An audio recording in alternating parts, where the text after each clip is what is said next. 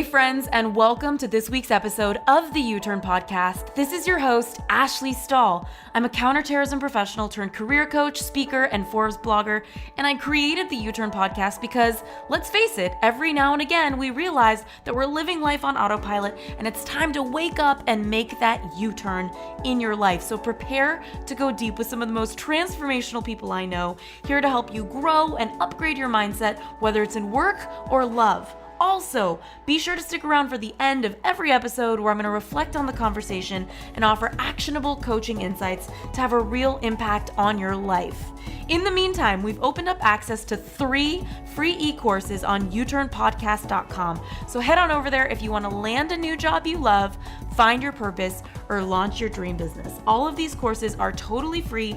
All you got to do is head on over to uturnpodcast.com. That's YOUTURN podcast.com. Now let's get started with this week's guest. So to me, the most courageous thing people can do is to simply stop and ask themselves honest, beautiful questions.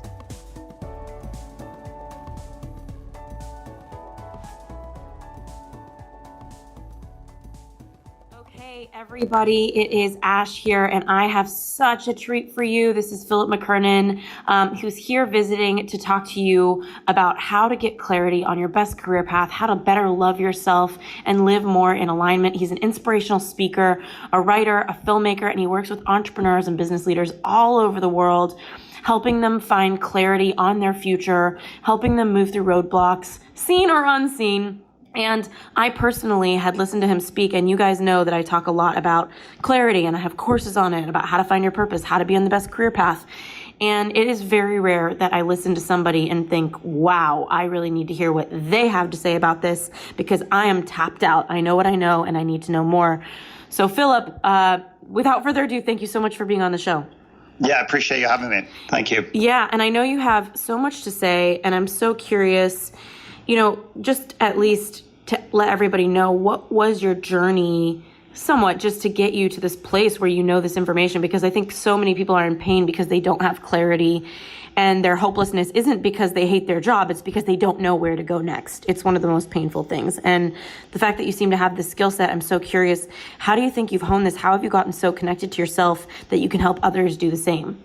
I think I spend most of my life being disconnected from myself. I spend most of my life doing stuff I didn't truly want to do, assuming that it would all work out in the end and that it would magically come to some crossroads and everything that I've done would have made sense. And I think reality is that I'd love to give you some Hollywood inspirational story, but the truth is that I had to, the pain of not doing what I was here to do or meant to do, whatever you want to call that, started to really catch up on me. And it wasn't until it surpassed the so-called discomfort that I had of doing something I didn't want to do, the pain of basically not getting to what I felt was my truth, if you like, blew past that. And that was when I really started to wake up and realize that I don't have my shit together, that I'm not as clever as I thought I was, and that maybe, just maybe, I need to ask for some help outside of myself to figure out, where I'm going. So a lot of my learnings and a lot of my work is about reducing or eliminating the discomfort and the pain for as many people on this earth as I can before I die. Beautiful. And I think a lot of people are walking around convincing themselves that they're working in a field that they're passionate about because it's scary to face the truth that they're not.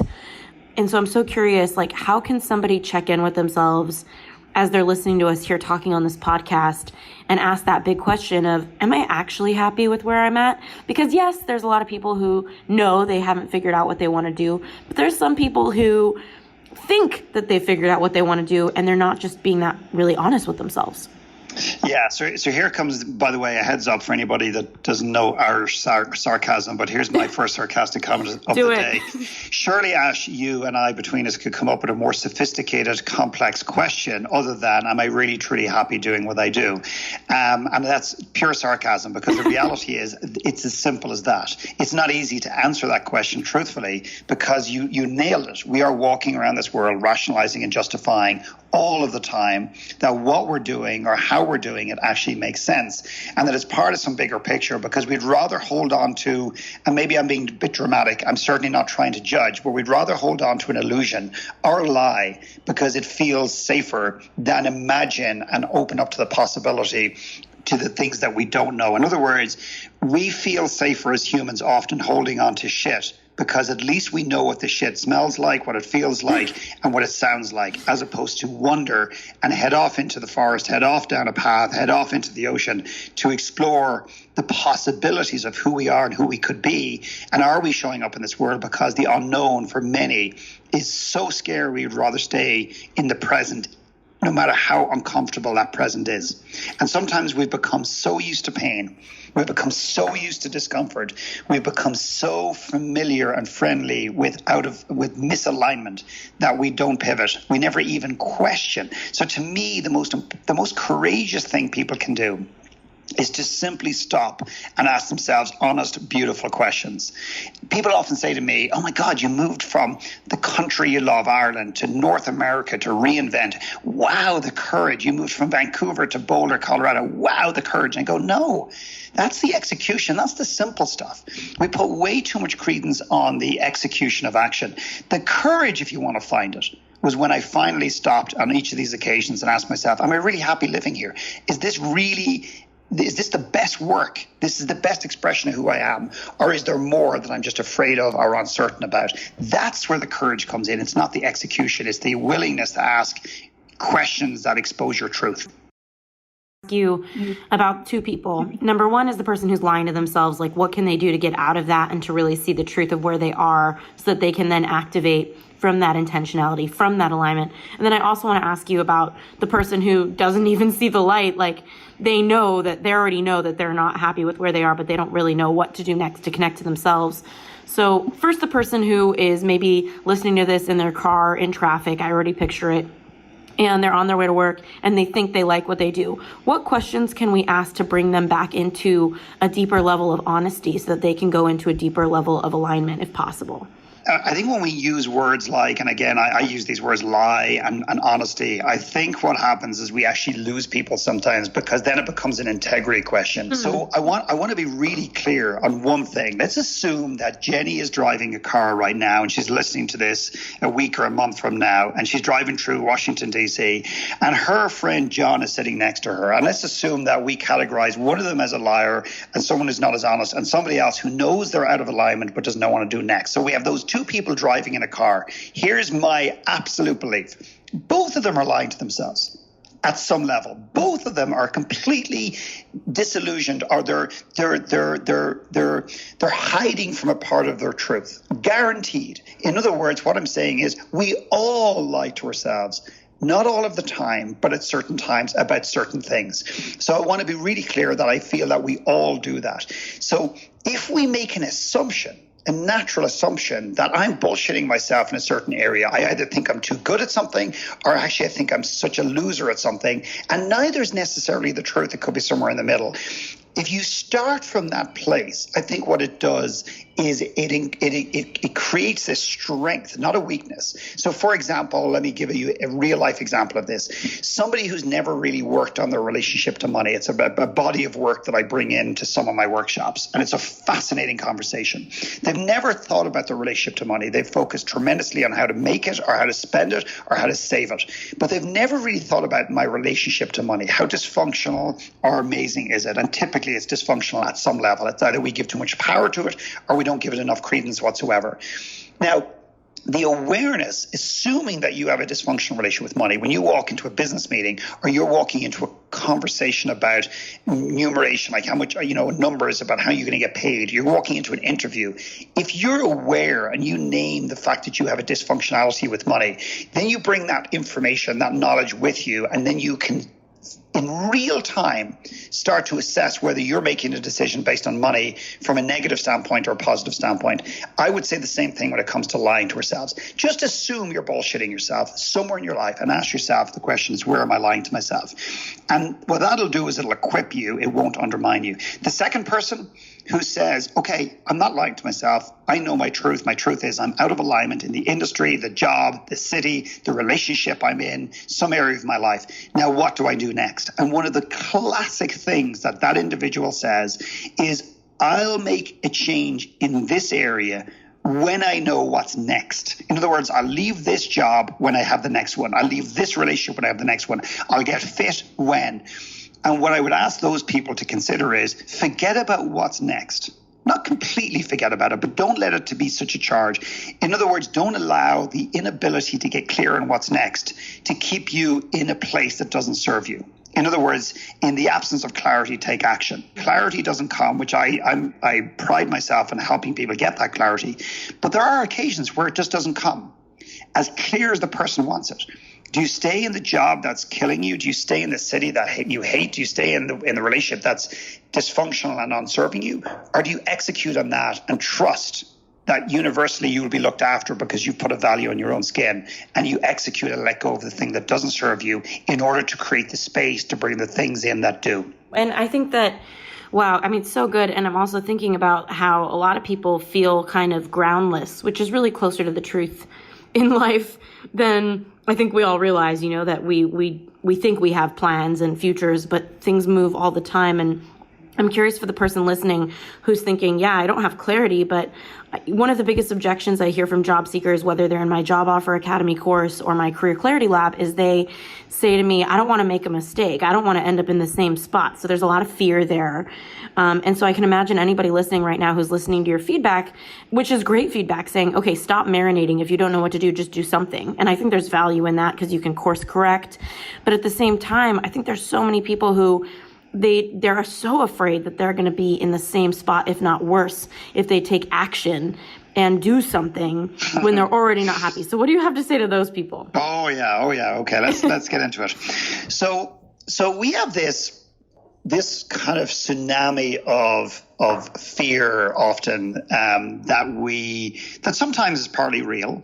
The thing about fear, on a by the way comment, is the fear of facing a new career right now, the fear of facing letting go of a career right now and pivoting into something of the unknown.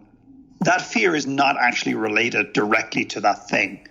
Okay, so I want to challenge the audience that the fear they're facing, the bungee jump they're about to take, what I'm suggesting is that's triggering an old fear. So the bungee jump represents, for example, I'm afraid of heights. Well, that's not as simple as that. Like, what are you actually afraid of? And when you drill it down, you keep going deeper and deeper and deeper into that questioning and be curious about that. What you'll find is you're afraid of being out of control, for example, and control is an illusion. So you nailed it earlier on, is that ultimately you can have all the plans in the world, but the universe has a plan for you, or not, as the case may be. And the more you plan, I don't think that means you're more organized. I think the more you plan, what it really means is the more insecure perhaps you might be. So therefore you need plans to hold on to, and you're afraid to let go, and you need to feel that you're in control. Yet control arguably it is a complete illusion, because none of us are really in control of anything. We can influence things, but we can't control them. But I want to speak specifically to this idea, this mindset, this framework that we believe that the greatest risk is when we, arguably the greatest pain and the failure lies in our ability to make the right decision. But I want to look at failure as it relates to not making any decision. And this is really important, and yet very few people do this. This is a real life example. Let's call this lady Mary, and let's call the company Google. It's not Google, it's not Mary, but we're very close.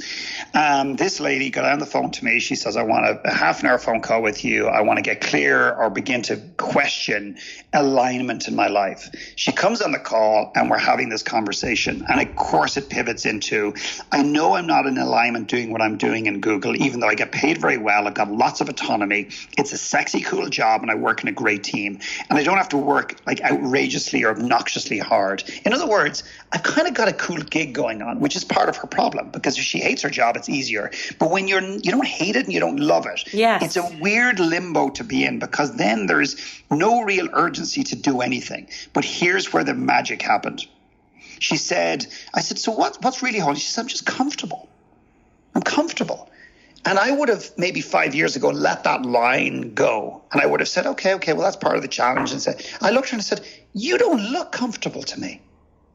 You don't look comfortable to me at all. You look like someone who's in pain. You're just not in touch with the uncomfortableness. You're not in touch with the cost of sitting in a job doing something you don't want to do. And what you've said is so dangerous, because what you're doing is you're so afraid of failure, you're going to do nothing. Yet I would argue every day you go to that job and do something you don't want to do, you're failing yourself every single day. You're cheating on yourself. You're cheating on your soul. Now, please don't take this as I'm judging the shit out of her.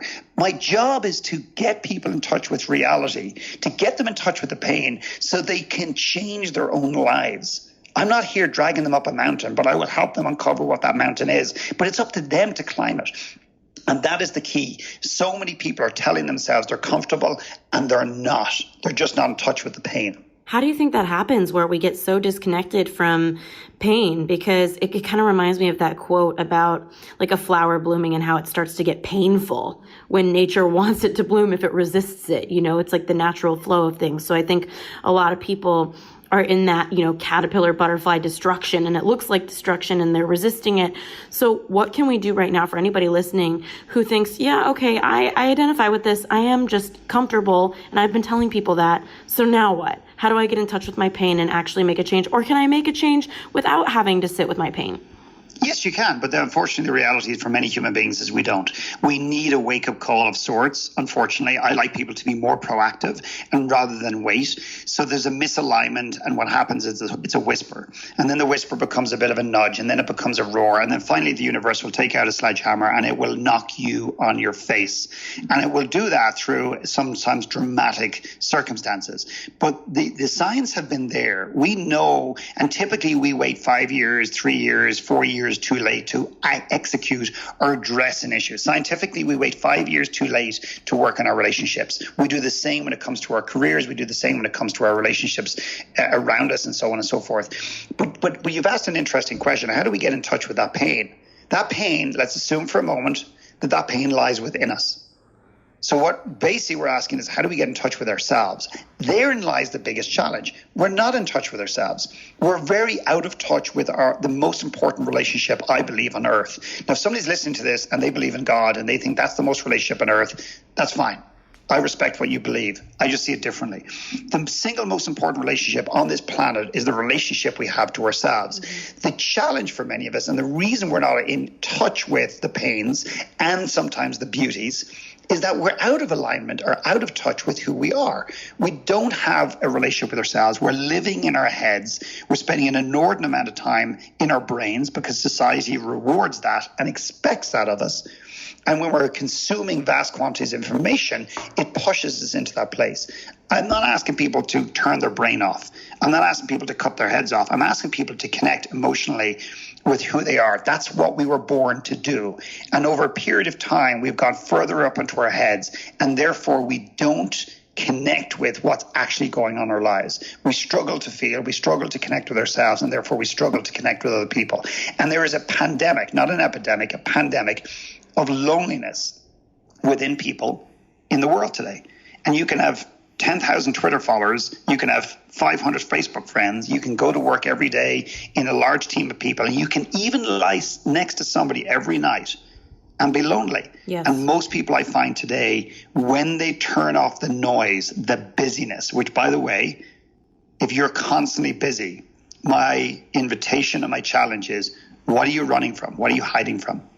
Busyness is for some people, they think it's an antidote to not to feel. The challenge is that your feelings are eventually going to catch up with you, and they'll manifest themselves physically. So connecting with ourselves is the primary starting point. When you connect with who you are, then you know how you need to show up in this world. You don't have to do anything with it. It just appears. And let's say that somebody right now is in this process of trying to connect to themselves. I know that there's so many anecdotes we've been told as a society. Like, I grew up in the world of follow your passion. So I'm so curious, what is your feedback on this concept of passion versus a calling versus your natural skill sets? Like, how do people take a look at themselves and these core elements that are often discussed as it relates to career? Yeah, I think follow your passion sounds great in theory, but the challenge with it is that people don't know what their passions are. Further complicate that by the bumper sticker phenomenon, where people are taking their bumper sticker with the name of their passion on it, and they're slapped it with the word passion and the associated connected feelings, and they're slapping it on wine, and they're slapping it on coffee, and they're slapping. I used to tell myself I was passionate about coffee. I was in the coffee business for 5 years. I wasn't passionate about it. I was excited by it. Excitement runs out, passion doesn't. I was excited about wine, but I thought I was passionate about it. And then what ends up happening is after 5 years, I became, disenchanted by the whole industry, by what I was doing. And was I actually helping bring humanity forward with alcohol, or was I in some way, shape or form making it stagnant or bringing it backwards or whatever? I love the industry, and I love a glass of wine, and I love the people that are in the wine business for the most part. But it just wasn't for me. But then what ended up happening is, rather than saying to myself, you know what, honestly, that wasn't really my passion. It was just, it felt exciting from my previous career. And then what ends up happening is you start to feel inadequate. You start to feel like, actually, here's the problem. Everyone around me seems to figure out their passion. Every time I turn on the TV, everyone's talking about passion. Every time I read a book, someone's found their passion and they're delivering it. Maybe the problem is me. And a lot of personal growth sometimes indirectly or directly almost makes us feel inadequate as opposed to empowered. And we start to feel like we're not enough in the world. And all of that leads back to this sense of self-judgment, of lack of acceptance, of lack of respect for self.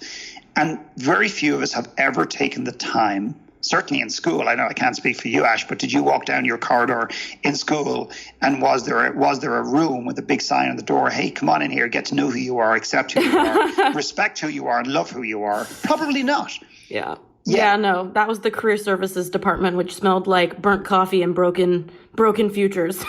Yeah, absolutely. And the stench of burning flesh and burning souls and burning hearts come flying out the door. So the point is that I don't want to get all woo here and everything else and think it's all about self-love, hugging trees, hugging yourself, and everything's going to be awesome, because I'm a very practical person. I love execution. I'm very about getting in touch with the truth. But when you work with people to the extent that I've done over so many years, it all comes back to how they're in relationship to themselves. And there's one thing, as someone said to me recently, if you died and there was one message you'd like to leave to the world, what would it be? And I've got lots of quotes and everything else, but the quote that I really believe encapsulates what I'm trying to say here so clear, or at least I think it's clear, is the following statement. And what this means is, we give ourselves what we feel we deserve. We give ourselves what we feel we deserve. So what I mean by that is this. We can have a vision board. We can have a mantra. We can have a vision board with the lifestyle that we want, with all the material trappings, the spiritual stuff, everything on it, the perfect man, the perfect woman, the perfect child. And it doesn't matter, because we can look at that every morning for 3 hours and tell ourselves and fake it till we make it and tell our brain to rewire it and all that other stuff that we think we believe. But with every step we take out into the world, we're actually seeking to validate how we feel about ourselves.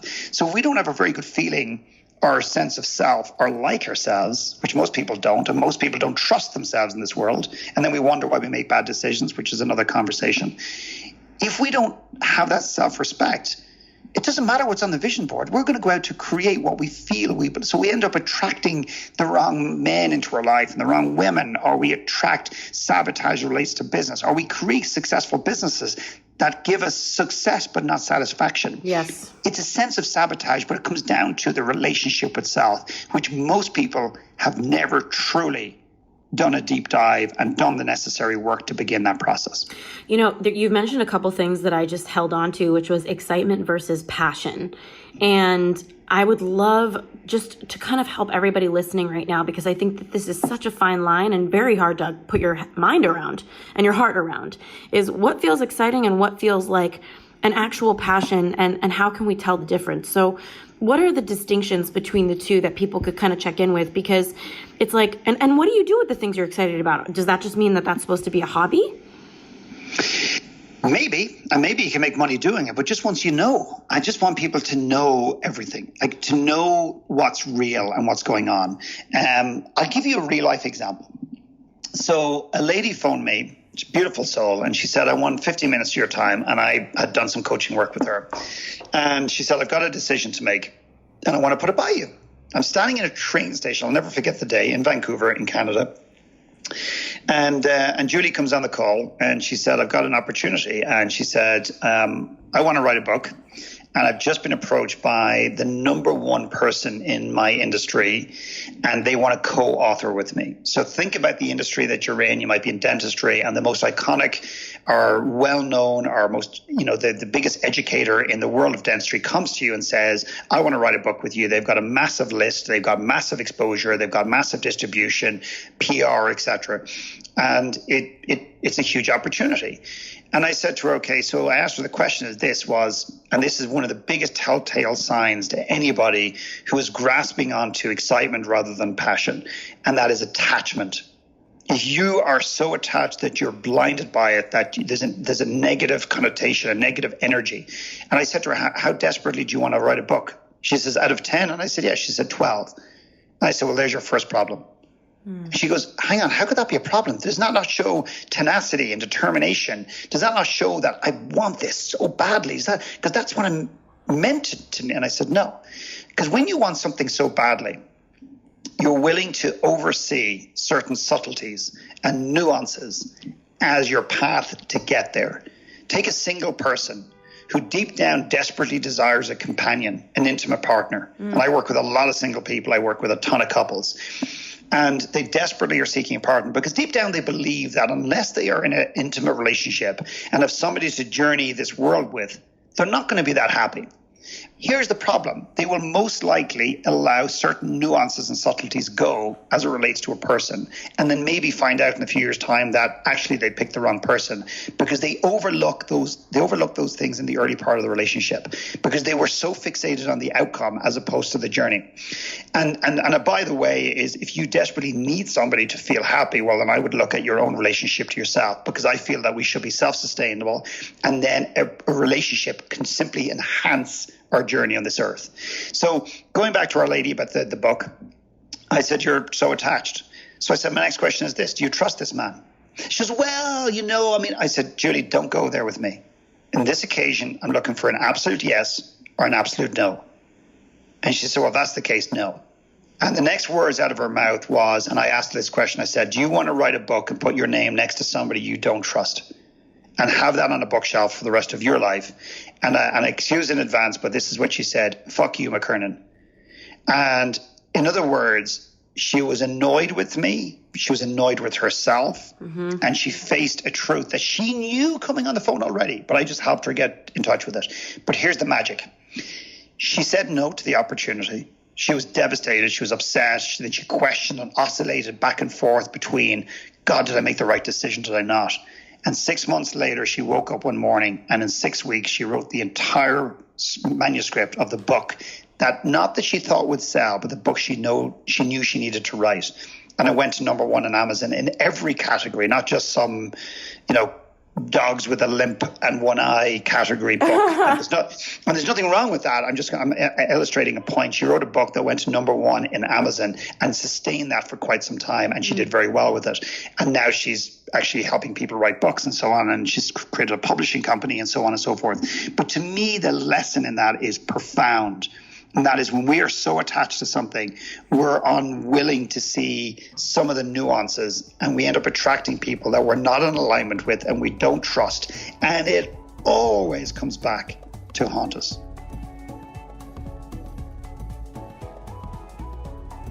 Hey U-Turners, so sorry for the quick interruption, but I want to make sure you know that this episode has been brought to you by the Career Clarity Lab, the online course to help you find your career purpose in the workforce and upgrade your confidence. So if you're ready to unlock the best career path for you and you'd like to try a free version of our Clarity course, just head on over to uturnpodcast.com/clarity. That's YOUTURN podcast.com/clarity. Now let's get back to this week's episode.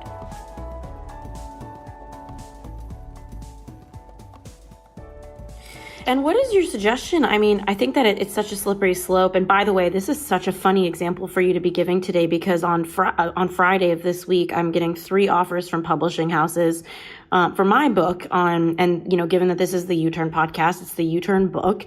And it's so funny because the first publisher that said they were going to bid on the book, I was so excited to know I was getting a book deal, just knowing that they were going to bid. And they said, we're going to bid on this, but can you turn this a little bit more into a career book? And can you maybe change the title? And I was like, oh, I don't want to change this. I really like what I have to say here. And then the second one, they're like, we really love your book, but can you change this? And then the third one was like, we just really love this book and can't wait for you to write it. And I do think we live in a world where sometimes people buy into the belief that they're asking too much to want full alignment. And, you know, if you're in the workforce, more likely than not, you're building somebody's dream more than you're building your own. And so we're still having to accommodate somebody else's vision. So what would be your feedback for somebody who doesn't feel alignment with the people around them? Like, how can they look at themselves to shift that? Because not only is this happening with my book right now, which I'm really excited, and I'm probably going to take the bid, obviously, from the person who, you know, told me that they just like what I have to do, and that felt so good in my body. But my old self would have taken the highest bidder and abandoned myself and written a book that they wanted because of money. And so I would love to hear about, you know, a little bit more about what your thoughts are with money, because you were saying that when you're in alignment, it's this beautiful experience as it can be, but it's also one of the scariest things. Like for me, writing this book, it's totally in alignment. I feel like I've been carrying a book in me since I was 5 years old.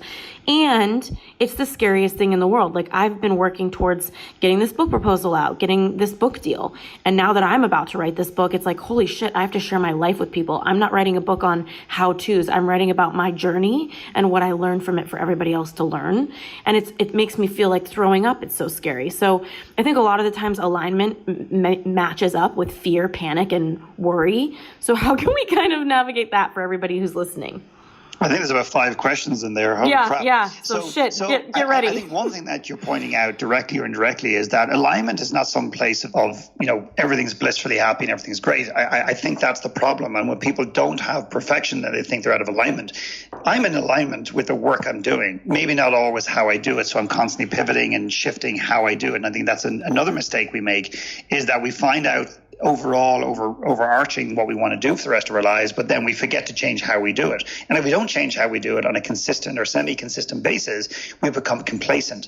And money plays into this in a big way. But you said something the very beginning of your comment, and that is, if somebody's in an organization or in a group that they're out of alignment with that team, how do they change themselves? And I think that is the key here, because I do some organizational work. I speak for some organizations, very few, but and without getting into too much detail, is organizations talk about loving their people and their people being number one, but they typically invest in ways to develop their people as long as they add either money or revenue or productivity to the bottom line, which is fine. That means that they love their people as long as they're profitable or productive. That's different. If you love your people and love your people in isolation, well, then my invitation or challenge to any organization is to invest in those people off the ice, help them develop as people, as parents, with their relationship to money, help them understand who they are, help them build self-awareness, create that environment. And somebody might say, well, that's not my responsibility. When somebody comes through the door of my company, that's not my responsibility if they've got personal stuff going on. And I go, it may not be your responsibility, but I can promise you one thing, it's your problem, because we inject our personal lives into our business. And to think that we are like Batman or Batwoman or Catwoman or whatever she's called, where we can put on a uniform and be one person and take it off and be another, is a joke. That's what we try to do. But it is inauthentic. It is out of alignment. It is the most exhausting journey on earth, trying to be two things and pretending to be one thing and not being that thing, whether it's in the office or out of the office. But I think I believe we cannot control the company. We can sit there, and this is an amazing question, I believe, for all of us to consider, is what expectations are we pushing onto the companies we work for, the businesses, our business partners we have, our relationships, even our children, to make us happy? And I worked with a company recently, like literally last week, and every exercise we did, I just said, listen, this company can do better. This company can look after you, but this company should do this, should do that, whatever. But what are you bringing through the door and expecting this company to provide you to make you happy? What are you projecting onto them that you're unwilling to look at in your own life? And I think that is one of the reasons that most relationships begin to fall apart, is that we have these unwritten expectations or spoken expectations that we project onto our partner that they didn't sign up for. Their job is not to make you happy. Their job is to show up and be the best version of them possible. And if you get light from that, if you get darkness from that, if you get joy from that, and to give you the freedom to be the best version of yourself. But their job is not to make you happy. And I think a lot of us walk into work thinking that company is here to make me happy. And I think that is a fundamental mistake we make in this world. And I think if we look in the mirror and say, how do I walk through that door and be the best I can be every single day? And eventually, if it's out of alignment, I can have the conversations, I can try to change it. But if it doesn't work, I need to move on because I'm just not a fit for this. And, we did an episode, I don't know if you've ever met a guy, Dan Cable, but he wrote a book about how to feel alive at work. And the episode was, it was just insane. Like he talked a lot about like, what can you do about a job? Like, how can you pivot your job to make it the kind of job you actually want it to be? So I'm curious, like what your take would be on that for anybody listening who they're doing the work, they're listening to this episode and they're saying to themselves, yeah, I am comfortable. I must not be in touch with my pain. Like, I want to work on that. I want to look at that. What would be one step that they can do to start getting in touch with themselves and start turning their reality into something that they can be their best self in? Or how do they start doing that? Well, I think again, honesty at day one. If you can sit there and say, I'm going to be in this job for the next 20 years, well, then great. If you can't answer yes to that question, well, then I think it's a telling sign that not that you're 100% out of alignment, but you're probably doing something that's not nurturing the essence of who you are.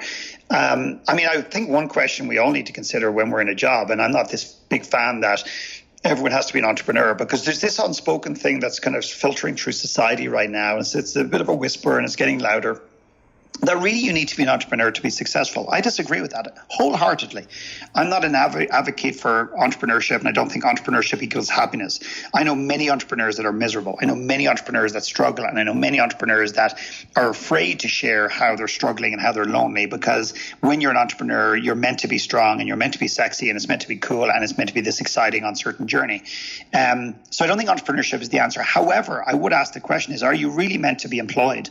Because I think a lot of people who are sitting in jobs, working in jobs, and move from organization to organization to organization and never seem to be fully fulfilled. And they're blaming the system, they're blaming the corporate world, and they're blaming the corporate ladder, and they're blaming their management team, they're blaming the system, and they're blaming Donald Trump, and they're blaming everybody. Maybe they need to look in the mirror one day and say, actually, there's a common denominator here, and I'm the single common denominator in all of this. Maybe I'm not meant to work for another organization. Maybe I'm meant to work for myself.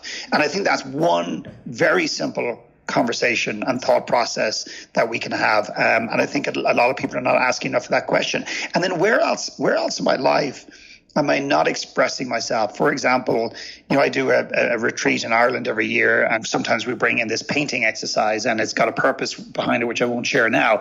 But it ignites people's love for painting or reintroduces them to something. And a lot of us have forgotten to nurture ourselves. We don't put a value on playing the banjo. We don't put the value on playing a flute. We don't put a value on dancing because we don't see that that's a productive thing. We can't make money doing it, so we don't do it. And therefore, we're not nurturing our souls by doing the things that we need to do to nurture ourselves.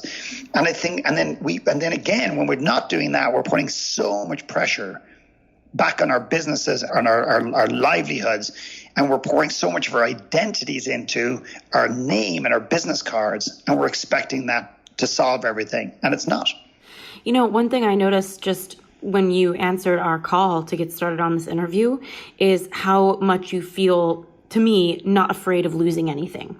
Like when you picked up the phone and we just started talking, you were like, oh, just, this is where I'm at right now, and this is who I am. And I think a lot of people wish that they could really step into that. And I know that your process of getting there must have been a lot of feeling whatever pain you had that kept you from being the light you are. And I'm so curious for somebody who's listening right now. They're sitting in their desk and they're like, yeah, shit, I feel like I do have a lot of pain and I do want to get out of this. And it all just doesn't feel possible or doable. And one thing that you said once in an interview that I heard you say was passion is something you do even when you're not paid for it. I thought that was a really good distinguisher. And so I'm curious, like what way can somebody start to light up in their life, even if they don't feel connected in their job? Like how can they start to approach their free time to connect to themselves? Yeah, it's a beautiful question. I believe our greatest gift lies right next to our deepest wound. And we may touch on that or we may not. But I think, one of the challenges in the world today, one of the greatest educators, the greatest probably educator in the world is pain. And yet it's the very thing that humans are, designed to almost avoid. So if I throw a stone at somebody, they duck, they put their hands up to protect themselves, or they turn away. And I think we do the same thing with pain. We avoid discomfort sometimes at all costs. And I literally am not exaggerating. Sometimes we'd rather die than face the pain of discomfort. But yet when we face it and we do allow that to consume us or to move over us or move through us, we always come out stronger as long as it doesn't grab us and pull us down. But yeah, I think you've touched on something really important. What a lot of people don't know about me, if I can just make this personally for a moment, is I was working in a job. I was working in the coffee industry. I was enjoying it. I was, my brother ran this business. I was helping him build it, etc. And then on the side, I was meeting people in a pub in Dublin, and I was basically helping them. I was coaching them, doing 1 hour a week with that individual over a cup of tea in a meeting room, or not even a meeting room, because I didn't have a budget for it.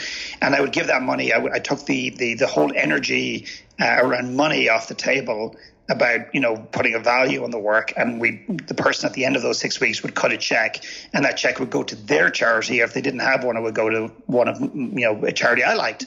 And so I was doing this coaching thing for years, and most people never ask me about it. They never really talk about how I get started. They want to focus on how did I get to where I am. Not that I feel I'm at a rival, but I'm speaking in front of 5,000 people. So one week I'm coaching a professional football team, or in the next week I'm dealing with entrepreneurs and people who want to get going, and I'm dealing with mom and pops, and they want to know how I got there. But a lot of people want to ignore the grafting, the work, the experimentation, which I think is something that we've let go of, and that creativity and that curiosity, that is the essence of who we are as human beings.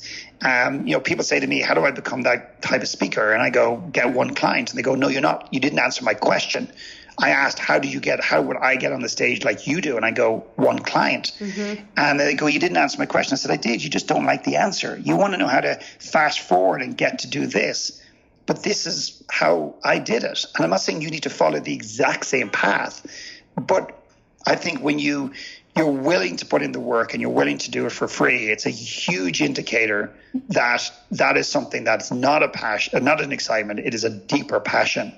And it's something that you're willing to do for the rest of your life for free. And you don't have to put a value on it based on monetary reward. That's so helpful. And I'm still stuck on you saying, some people here might not belong in the workforce, which is a huge thought to consider for a lot of people, because it feels so I don't know. I remember before I was an entrepreneur, the concept of somebody going out there and making money out of thin air felt mind blowing. Whereas now it's just a way of life, and I feel more security being an entrepreneur, knowing I know how to make money on my own than I ever did in the workforce. But for somebody who's listening right now and they are called to start a business and they don't feel clear on what that idea is, but they do feel like, I want to start a side hustle, and maybe they do want to earn money on the side, and there's no shame for anybody here who wants to earn a better living. But I'm curious, how simple can we make this for them? Does it just come down to creating a list of possibilities and picking something and trying it on? How simple or complicated can we make this for anybody listening? Oh, we'll make it complicated. Let's do it. That's easy. A lot of people are complicated. I mean, there's one thing we are geniuses at as human beings, is complicating the shit out of things and then justifying and rationalizing why we've done it. I mean, we all have master's degrees on that. We're Olympic athletes at that stuff. And that's part of the problem. And yet, arguably, I would say that, this idea that life leaves clues. And I do this exercise, it might be a bit of fun just to suggest this to your listeners, is it's a little exercise called the 5 happiest days. And you list out the 5 happiest days, and they don't have to be happy from 9 o'clock in the morning till 9 o'clock at night. It could have been a moment, it could have been a smile, it could have been a hug, it could have been just a 15 minutes, an hour of that particular day. And you reflect back on the 5 happiest days of your life, and then you hierarchy them 1 to 5. And then you ask yourself one simple question is why? Why were these the happiest days of my life? And what you'll find is there's nuances. You'll find is there's commonalities. You'll find that there's a thread. And I'm not suggesting It has to happen, but often you'll start to see that there's a pattern here. And when I did the 5 happiest days and my wife, I realized that my happiest day was my stag party, my books, my bachelor party, whatever the hell you want to call it. And it wasn't that it was the hiking and the men that we did, and with this workshop, and we walked this 5,000-year-old road in Ireland. And I realized, and then of course, why was it the happiest day? And then finally, how can you make more of these days? And that actually was the basis for the very first retreat I ran in Ireland. The second one was a day in an orphanage, and we ended up creating a documentary on the back of that. And life leaves clues if you're willing to see it. Sometimes we think we need to reinvent the wheel and find something that has never been done by humanity before. I think sometimes you can do something similar that's been done, but just do something different, and that's give a shit maybe. I don't know, but experiment with stuff. But the one key thing is, are you doing a side hustle? Are you looking to set up a business to make money or to make an impact? One is not right, one is not wrong, but be very clear. If you want to make money, I'm probably not the best advisor in the world. If you want to do something that moves humanity forward and has meaning attached to it and that you can monetize, that's a different conversation. Beautiful. And I think, one thing I've experienced personally as an entrepreneur is that as I grow and change, I am no longer the person who built something. It's how it feels. Like I created the Job Offer Academy course to help people land a job. And I know all of that information, but there was a certain point where I grew past the information and it just felt like, okay, I don't know what else to say about job hunting anymore. I feel like I've outgrown the girl who built this company. So how do you deal with those growing pains where maybe you felt completely in alignment and then that shifts? Sometimes I wonder, am I just a couple millimeters off? Like, am I just in an airplane that feels like I'm heading to China, but if I move a couple millimeters, it's going to take me to Hawaii? Like, how do you course correct when you feel like you've been in alignment and then suddenly what felt so good no longer fits you? Yeah, to me, it's attachment again. It's back to attachment. It's like, how attached are you to that alignment at that time, that feeling? Because it's infectious. It's also like a drug. It feels, really exciting. And you shared before we came online, there was a time where you were so busy and you said you'll come back to a certain body of work or exploration that you'll do. And I think one of the challenges I find is I'm getting emails every week, at least a couple of months, from people saying, I saw you 5 years ago, I saw you 4 years ago, everything was rocking and roll, at least that's what I thought, and I knew I needed to talk to you, but I was unwilling to do it at the time. Hey, things haven't worked out as great as I thought they did, or we're going to, I reached the pinnacle of my business or my job or whatever, and I'm out of alignment. Can you help me get back online? And I think that presents this opportunity or possibility, is that just, constantly, like, invest in yourself. And of course I would say this, so people are saying, well, they're going to roll their eyes and say, well, he's a coach, so of course he's going to recommend this. But even if it's not with me, find somebody. This is not me advertising my work, it's me advertising this idea that you invest in yourself on the way up and not on the way down. When everything is going absolutely swimmingly, when you don't believe you've got any challenges in your life, that is the very time that you need to invest in who you are. You need to go to a workshop, go to an event, do something, get somebody to question you. And if nothing, to ensure you're in alignment. Somebody said to me, what if I go to one of your events and I don't get a massive result? And I go, what do you mean? He goes, what if I walk away knowing that I'm on the right path? And thinking, what's wrong with that? Like, would you rather run that risk of finding out that actually you're on the right path as opposed to maybe not? And I've never found that, by the way. I've never found anybody that has the perfect life and is in alignment. So my question is constantly question yourself, is just assume that you're always a few degrees away from a greater degree of alignment. Now, I don't mean obsess about that, because then you'll never enjoy what you're doing. But on every couple of weeks, every month, just question, why do I live in Manhattan? Why am I about to sign this lease? Why am I really, really, really setting up this new business? And just keep asking yourself these questions. And again, I love this notion of curiosity. And curiosity in humanity is dying. It's dying, because someone said to me, do you want to go on safari? What I would typically do, or what humans typically do, is they get in a drone. And now you can even fly your own drone anywhere in the world. And then they go in and YouTube and they look at, the safari, and they look at the camp they're going to be staying at and everything else. And I think it's killing a little bit of spontaneity, or a lot of spontaneity. But I love this whole feeling of curiosity. But there's so many people that are judging themselves in the world, judging themselves for not finding their passion, judging themselves for not being good enough, judging themselves for not having as much money at this moment in their life that they thought they would have, judging themselves, their bodies, their faces, their partnerships. And if we could turn that into curiosity, I think we would grow a shit ton more, as opposed to beating ourselves up because we're really, really good at doing that.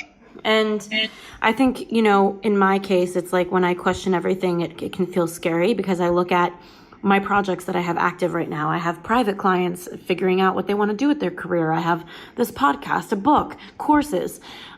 So what is your suggestion when somebody like me or anybody listening, they kind of look at it and they're like, oh, I need to get rid of this. This doesn't feel right. It feels very, I don't know, to me, like I could feel very unstable, like just blowing something up. So what can somebody do in that transition point? You were saying like how you were coaching people in coffee shops, figuring out what that one thing is that you feel like you would be down to do for free. I'm thinking about your 5-day exercise. And in my case, it's like the 5 days that I was the most lit up, more often than not, I'm thinking I was just traveling and walking around and not really doing anything that feels work related. So what would be your suggestion for somebody that kind of realizes like, okay, now I need to step away? Yeah, I mean, I ran a coaching program for years and it represented 90% of our revenue and it was growing very fast. And I came to my wife one day and I said, it's gone. And she goes, what's gone? I said, the coaching program we're running. She says, great. Okay, cool. What are you going to do? What's going to replace it? And I said, don't know. It's going to be great, but I don't know yet. And I burnt it. There's this weird feeling in society. And I guarantee if you take that voice of, well, that's irresponsible, that voice that's going on inside of you. And if you had to name that voice, if you had to put a name on that voice and say, okay, now pretend that statement is coming out of my mouth or coming out of my mind, but it's not my voice, whose voice would it be? Guaranteed it's your father, it's your mother, it's your grandfather, it's some societal figure. And I'm not suggesting that we all burn every ship at the moment. I'm not suggesting we all walk in tomorrow morning and resign. I'm not suggesting we shut down our businesses or shut down a part of our businesses. But it needs to be on the table. It needs to be a conversation.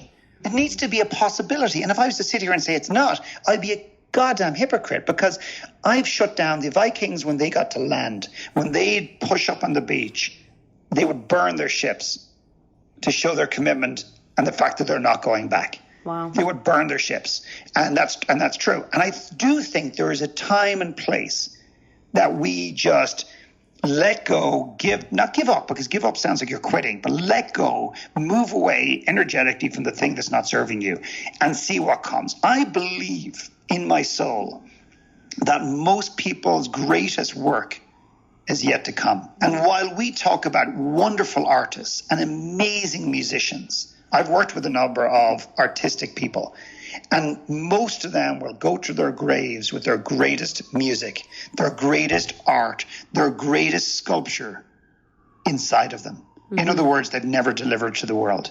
Mm. And they're afraid of stepping out. They're afraid of leaning in. They're afraid of expressing all of who they are.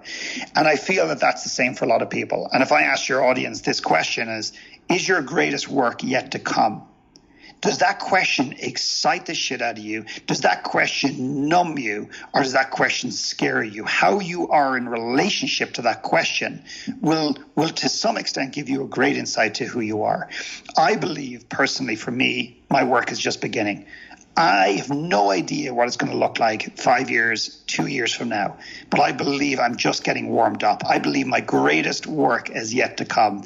And I don't know what that is, and I don't need to know what that is. So my job is to make sure that if that's the reality, here's my job.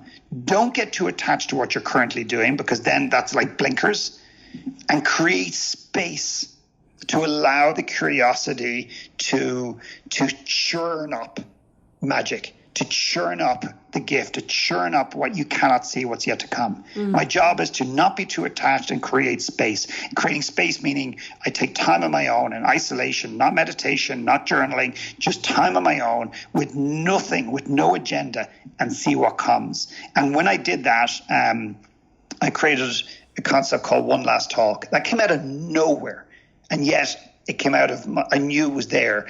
And I created the space. I let go of my greatest, my most lucrative coaching program. And One Last Talk was born. Now, is that coincidence? Or is there something spiritually energetic in that? I do not believe for 1 second it's coincidence. It's like you let go of something and you make space. Beautiful. And final question, and then I want to know where everybody can find you and learn from you. I know you have a program on intuition, and I think everybody listening right now is trying to discern between their intuition and their fear. So for everybody listening who's doing your 5-day exercise and stepping away from this interview, implementing what we talked about, what can you share with them about their intuition and how to know when they hear it versus they don't? Yeah, to me, I suppose the place I would start is trust. We think about trust as this external thing. Do I trust my bank manager? Or do I trust my babysitter? Do I trust this person? Do I trust that person? But I think the question back to people is, do you trust yourself? And I find that is certainly pretty pivotal when it comes to, therefore, trusting your intuition. And your intuition is something you do not need to find. It is not under a rock. It is not behind a bush, and it doesn't lie in a bookstore within the sleeves of a book. Intuition is something that you were born with. It's a gift. It is probably one of the greatest human gifts that we have and attributes that we have. But it's something that we have suppressed and we've pushed away. So my starting point is not how do I become more intuitive? It's like, why have I stopped trusting my intuition? And that would give you a lot more insight into how you can navigate that. And I think the world is going to revolt back into a place of connecting intuitively. And I could ramble on about intuition all day long. I can give you science and I can give you stats, but I'll leave it at that for the moment.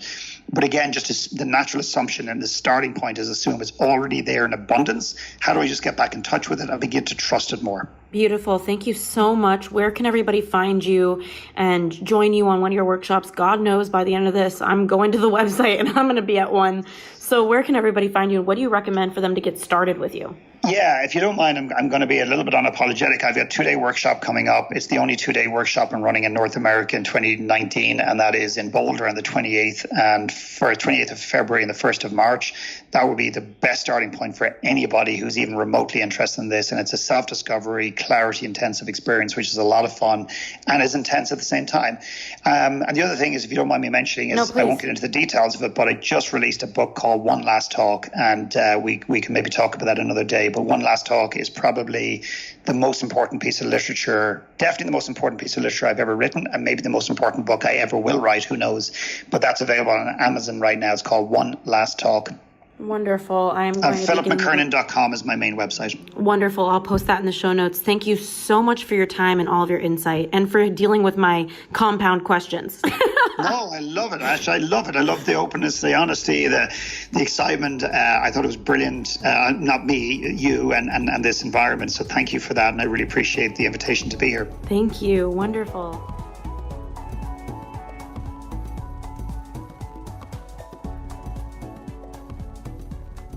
Wow, guys, I just got off of this episode with Philip McKernan, and, I am so inspired by him because as somebody who has all of these courses on how to figure out your purpose in the workforce and how to figure out how to get that job, it's like so rare for me to listen to somebody that has something totally new and totally original to say about clarity, about taking action. And although I totally am in alignment with him about how to be with your pain and how important it is to face your fears, there's so much that he covered that I never really think about, like the distinction between excitement and passion.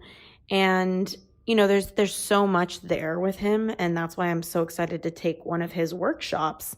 But what I wanted to share with you was around this concept of intuition, because one of the biggest things I hear more often from people in my Career Clarity Lab course on how to figure out the best career path for you is, how do I know when I have an intuition versus it's just fear and I'm just trying to come up with a plan?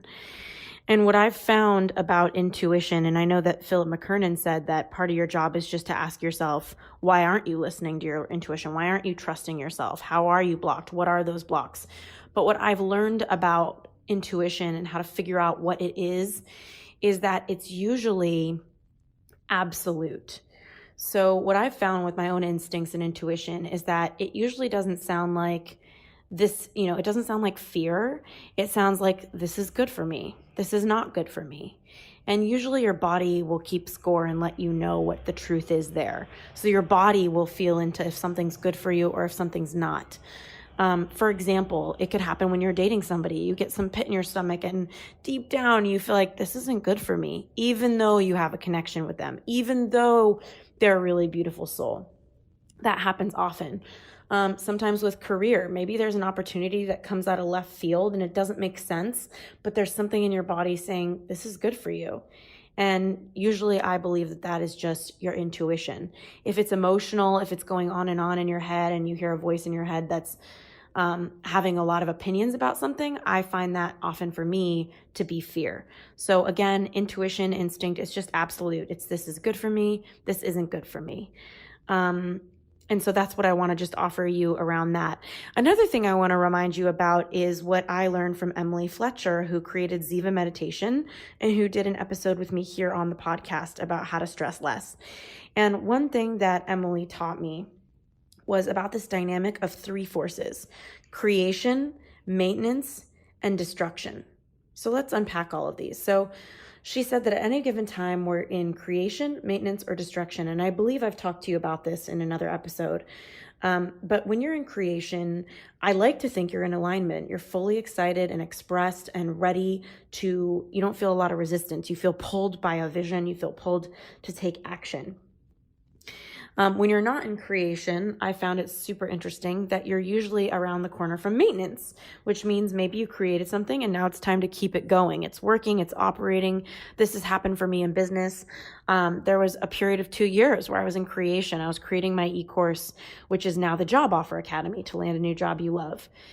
And I was in absolute creation, trying to create the best thing in the world for job seekers to figure out how to get that new job and give them the best skills on salary negotiation and job interview skills and resume writing.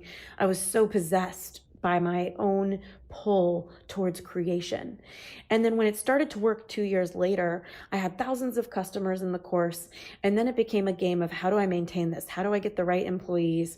How do I keep revenue the same now that it blew up?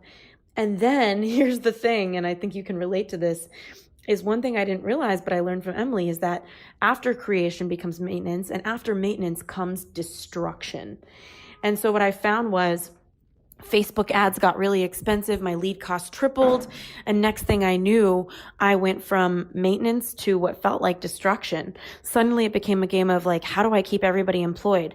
Lead costs are changing. How do I keep advertising this course and keep it getting out there when, it's getting more expensive to promote it? And then all of a sudden was destruction. I was fully in destruction, was like, oh my gosh, I can't keep my staff on all of this. And that was what inspired me to move people over to Cake Publishing. So anybody that was on my team over at Ashley International helping with the job hunting course, if they had writing skills, I brought them over to Cake Publishing as ghostwriters, as copywriters. But there are some staff that I didn't know what to do with because I was in destruction, losing money and not really sure how to pick up the pieces. So what I found really comforting about this is that it then means that creation is around the corner because it's cyclical.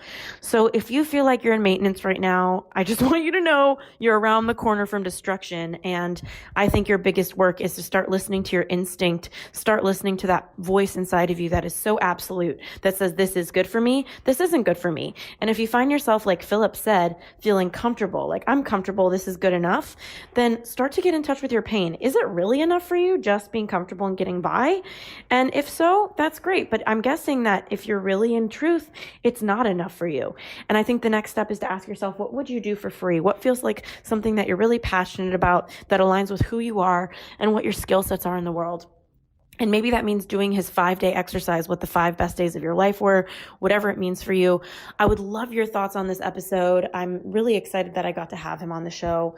I remember seeing him speak 4 or 5 years ago, and I was just so swamped in work. And I remember thinking, one day I'm going to start a podcast and have him on.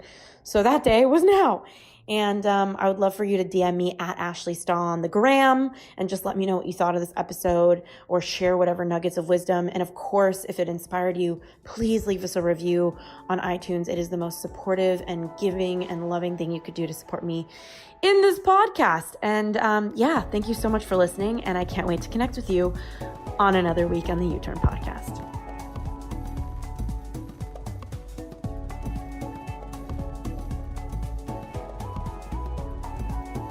Thanks again for tuning into this week's episode of the U-Turn Podcast. We keep really detailed show notes at uturnpodcast.com. So if our guest mentioned a book or a resource that you're interested in, you'll be able to find that there. In the meantime, if you were inspired by this episode, if it made an impact in your life, we would be so grateful if you subscribed and posted a review for us on iTunes. Rumor has it on the street, the more reviews we get, the more subscribes we get, the more we can grow and get our impact out there in the world. In the meantime, I'd love to hear from you at Ashley Stahl on Instagram.